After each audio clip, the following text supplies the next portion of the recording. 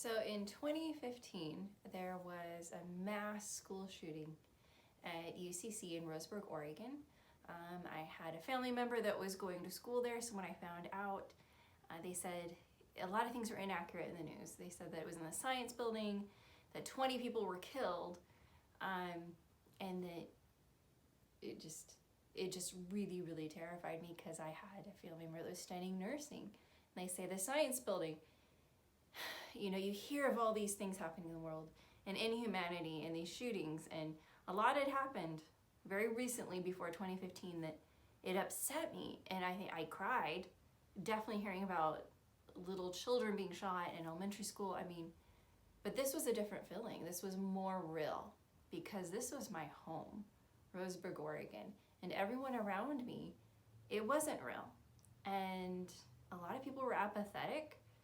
It was weird and it hurt a lot.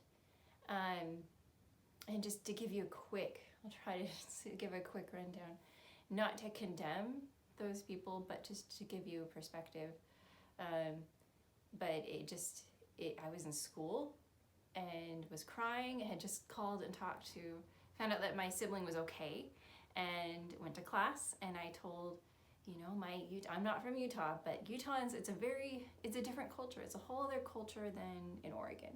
Even though they're Caucasian, I'm Caucasian, more sarcastic and just a little more quiet and not, we smile, but in Utah, it's like, you have to smile all the time. It's the culture.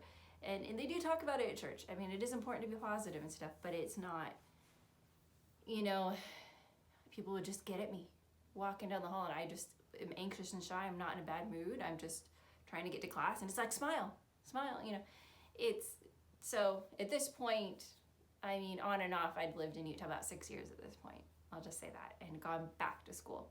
And so I went to a religion class where this very full-on, he's just so Utahn, he's just this huge smile, and he's not a bad guy, but I had a hard time because I just told him, I'm like, hey, just to let you know, I just found this out an hour ago. I keep crying, and I don't know if I'm gonna be able to sit through class today. And he just didn't break a smile. And he just went, it's the last days, and it's just gonna get worse. And then we sang Come, Come Ye Saints, and which I never had an issue with, but until it got to the line, and literally I just found out all these people died. I don't know if my friends are alive, because I had several friends that I hadn't talked to on the cell phone in a long time, but that I danced with. I knew from high school that as adults, we're going back to school. That's just kind of, it happens. It's true. You do change your career a lot and you go back to school. Even if you've already gone to college, I was going back, I already bachelor's, I was going back again. That's where I was. And so I knew, I'm finding all these friends of mine. I'm like, are they okay? Okay, I don't find out for days if they're alive or if they've just been shot in the leg, because he did that too. It was very, very upsetting. But it was weird. I was already kind of struggling with Utah culture at this point, and it just gets to the point in the song where it says, why should we mourn or think a lot is hard? It's not so all is right. And it's like, and if we shall die before our journey's through, happy day, all is well. And I'm like, not feeling it. And I closed the hymn book, and I'm like, there's something wrong with this Utah culture. And I left. I love the church. I had a hard time ever singing that song again. I'm okay now.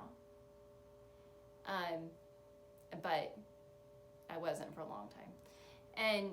But my day just got way worse. One girl, I'll try not to say specifically who she is, but she got mad at me about something very trivial, common thing to disagree about. She knows who she is, and she was raising her voice at me, and I just kind of, a door was between us, and she's coming down a hallway, and I closed the door.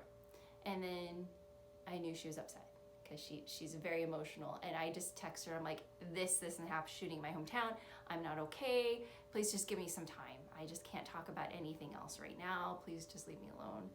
It's nothing personal. It was like an apology. And then this girl accused me of not being from Roseburg, and then her mother, through her mother, because her mother ran into her mother one day and just told her what I was going through, and I was having a hard time, and she just goes, you're from Portland. Because I had just moved from there, because I lived there, I think, at the most 2 years. But 18 years straight, my parents were still in Roseburg, and I had just gone there for a full month. And I had pictures on my Instagram page, but apparently she didn't see that. You know, she wanted to be justified in her anger. And it was easier to think that I was a liar about where I was from, even though I was like crying and just couldn't, you know. But her mom's just like, no, you're from Portland. I know you're a little liar, you know. And I'm just like, okay, walk away. You know, and then my home teacher, who was that girl's friend, I talked to him because she did some retaliating things that really, really affected me, because she got even angrier while this is going on. And I don't understand it. I don't understand apathy. I don't understand why people want to do mean things, but she did. She did something very mean, but he was just, and he did think it was mean, at least he validated that. But when I said the shooting in Roseburg, he's like, but you're from Portland. You're not from Roseburg. It's like, okay, do I need to show my yearbook from Roseburg where I went to school and I will, you know? And I said that to him. I'm like, do you want to talk to my family members from Roseburg? Like, but it still seemed to go and roll as a lie. But it really hurt. It really, really hurt. I think I talked to another person from Utah. It seemed like people from Utah that would, she'd always been such a good friend, but she just made a joke about hippies and laughed and just didn't. Where this all is coming from was just hearing a woman who is African American talking about the silence of these Caucasians. Like, why don't you talk? Kind of like, it's that same feeling that I had. Heavenly Father was just kind of showing me the other day, because I was trying to understand where she was. She's LDS, and I think she said, my reaction was like, why aren't you condemning these riots and these violence and everything? The Heavenly Father's like, no, that's not what she's saying. She feels what you felt, you know. I can feel a little bit of it. I can't say I understand racism. I have experienced it this whole last year, quite a lot. And it's not cool, it's not right. Either way, it's not right to be racist against Asians or Chinese. Just talking real quick, at one job, I had a bunch of women that were not white that very blatantly were racist against me and didn't like me because I was white and da-da-da-da. But then one of them was racist against Chinese because we had a lot of Chinese coming into this doctor's office. It was just like, it's never right. You know, think of the great sacrifice these people are going through just to try to have some of this freedom that we have. But anyway, and we need to keep that. And the only way to fight racism is really from the inside out. I mean, from the outside in, we've done it. I think we've done so many things, and we do need to do more to keep people that are sociopaths that become cops in line. Not all cops are sociopaths, but some are. In Orange County, I watched a lot of these riots, these protests live, and just seeing aerial view how many people were running, and these fires that they were creating in the middle of the street, and it was very orchestrated. Was not even close to as many people that were just in the normal protest, that really were just feeling, I think what Heavenly Father's trying to show me is feeling what I felt. To them, it's real. Like, it could have been my sibling, it could have been my best friend from high school when that UCC shooting happened. It was so real for me because of that. And I think people that are Black, they experience this in a different way because they live in constant fear. Any day this could be my sibling, my sister, you know, we don't understand it. And then we go into statistics and just talk about how, like, you know, well, 20 white men were killed by cops last year, but only 9 Black were. So get over it. And that's unreasonable, you know, but, and also, nothing should justify beating up a store owner. And as if you watch the news, a lot of these store owners are just Black, Asian, that are just getting terrorized, and they're like, does my Black life matter? You know, those things I do think matter, but it's unrealistic for me to expect every Black person to get on there and denounce all of it, because they're just not there yet. You know, they're still, that's not them, and it's not their fault that people are doing that. They still feel raw and hurt and they just want to know that someone cares. You know, I just felt like all Utahns were just apathetic. And I'm like, does anyone care? Are you alive? I know my religion doesn't teach this. Why does no one care? Like, I am mourning, I'm hurting. Can you just care? And then they were just looking for reasons not to care. That's not my religion's fault. It's not white people's fault. It's not Utah's fault. There is a strong culture there I don't agree with, but there's still, you know, over time, I'm like, you know, it is great that those Utahns try to be positive and smile all the time. It's more of a service thing. And I've had to try to learn to do that because I have really bad social anxiety.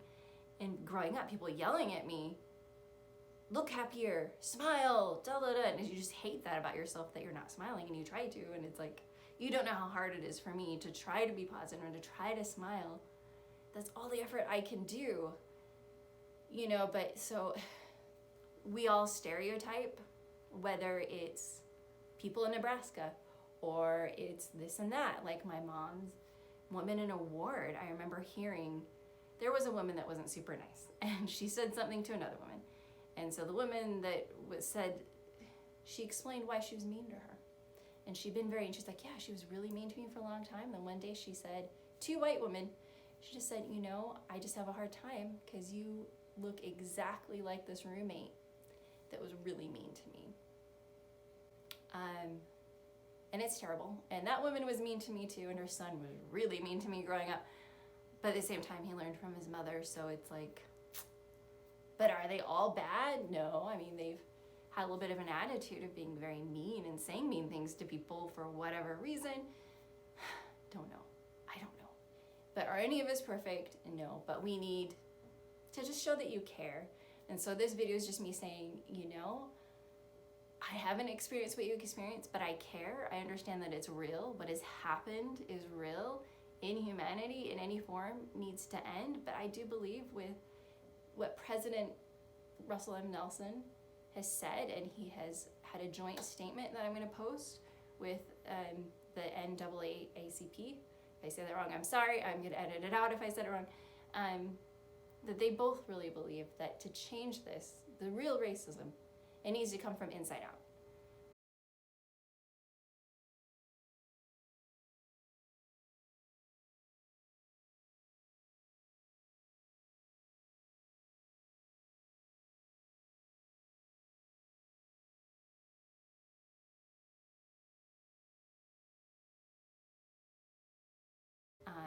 There needs to not be racism towards whites or blacks or Asians or Hispanics or anyone. You know, we all, you know, you can't say one is lazy or one is totally, their life is perfect and they don't deserve that job. You know, we all need a job. We're all struggling in an economy. We need to have equal opportunity for all of us, not to just bully someone out of a job just because they can't have something good happen. And we should want something good to happen and be happy for each other, but we should lift each other up. You know, we should walk up and talk to everyone at church. We just need to be nice to each other. We just need to care. We need to understand each other's pain, even though it's not our pain. Like Utahns didn't understand what I was going through. People in Roseburg did. I finally months later, got a hold of a few friends, and I was just like, okay. But it took a long time to get over being accused of a liar and being treated like I just shouldn't have emotions and all this stuff. And I'm like, no, I shouldn't smile all the time. I shouldn't stay there and stay upset about what happened. And I just rejoiced as I followed the recovery of a girl that was shot in the head there. But it was real. And I needed to care about those real people in my hometown. Just like Joseph Smith cared about the people in Hans Mill and the widows. He had compassion for them. Unfortunately, if you watch my last video, J.C. Bennett did not. And it's just sad. But and then I'm just going to kind of post some things if you want to get it, Joseph Smith and Brigham Young, or if that's hurting or destroying your testimony, I'm just going to kind of put a little bit of blip about that of things that I've discovered. I'm not actually going to quote it verbatim right here. I'll just write it out and post it. But in reality, like everything's a lot more complicated than we know. Were they perfect men? No. You know, I had a bishop that was really not perfect. When I was in Oregon, and this guy just really had strong opinions that just weren't true. And I just sort of said, I don't, and I just said I felt like I had to get defensive. I'm like, I don't want to feel like, I want to leave because I'm starting to feel like I need to get defensive here because I just had a bunch of surgeries. And again, I went through, I've experienced extreme inhumanity in a hospital where I just was treated like cattle, and they didn't care if I died. I have lived with someone that didn't care if I died, and other people wanted me to get over that. You don't expect someone to get over that. Someone dehumanizing you, not caring about you living, is a horrible thing. But if the whole media is telling you it's because of your race or this and that, or it is, maybe there really are, I don't know. I don't meet very many racist or any racist people, but it doesn't mean that they aren't out there. So we can't just tell people to get over it just because of the statistics, or you don't know what they've experienced. You don't know what people have said to them. You don't know what I've experienced. So we just all need to care about each other and come to Christ, hear him, and I know that the gospel of Jesus Christ is true, and we are led by a real prophet. But just like this one bishop had a bunch of opinions, I saw him receive revelation. Seriously, the Spirit just hit him. I could just almost see it hit on the top of his head, and he just started crying and said, I'm so sorry for saying some rude things. But then he just said all this stuff that went against his opinion, that was true. There was no way he could know these things that I hadn't even said out loud, just in prayer in my head. And I was just like, whoa, bishops can receive revelation for me. It doesn't mean constant. Doesn't mean every word out of his mouth is revelation. But they have authority over their ward members to be able to receive revelation. But at the same time, they can be really wrong about people in their opinions, and they can say things that are wrong. And I haven't met one that was racist. I don't know. I hope not, but as far as like Brigham Young, if you read, I'll just kind of show you, he's just sort of bouncing around and very emotional, talking about what they went through in Missouri. A lot of the reason that Mormons were kicked out of Missouri started out with voting, and you had pro-slavery men that didn't want these abolitionists from New York to vote because they were converting blacks and giving them the priesthood. They didn't like that. There's a whole letter, whole minutes of their meeting trying to run the Mormons out, and a letter from the governor of Missouri to them saying what they're accused of, which was teaching the gospel to black Americans. So you could say that the early members of the church were killed, and they were, because they were not racist. And Brigham Young, his most quoted racist quote, which I don't agree with, he doesn't believe in interracial marriage in 1854. You could, counter that most white Americans didn't either. That was his opinion. I don't know. It also was illegal, as far as I know. So it wasn't good. But if you read the next few paragraphs, what do you find? Brigham Young going off about Missouri and saying, well, if I had to choose between this, if they can make a law that polygamy is illegal, couldn't they make it, because at this time, slavery was still legal. He's just saying, well, they should make a law that you have to treat slaves correctly if you have to have them. But if I have a choice, I'm not pro-slavery, he says. And then he starts to state about how racist Missourians were, and how if the whites, he literally, I could throw this in without editing anything, saying if those whites do not repent of their treatment of that race, of the black race, they will be cursed. So Brigham Young says that the whites will be cursed if they don't repent of their treatment of that race. And then what happened last week or two? President Nelson called us all to repent. So we need to start that inside out and make sure nothing is inside of you. And even those little things where I'm just feeling like I'm stereotyping Utahns, that kind of falls under the same realm. I have to be like, okay, I can't just avoid all of them because I think they're all bad, because they're all alike. We can't think all black people are the same. We can't think all white people are the same or have had the same economic struggles or blessings, you know. If you go to Utah, it seems like everyone's rich there because their houses are huge. Coming from Oregon, it was like everyone's rich here, you know. But they aren't all, you know, just happen to be the bishop's homes we went to, they were. So anyway, that's all I have to say for today. I'll just kind of throw some interesting facts at the end of this, but have a good day.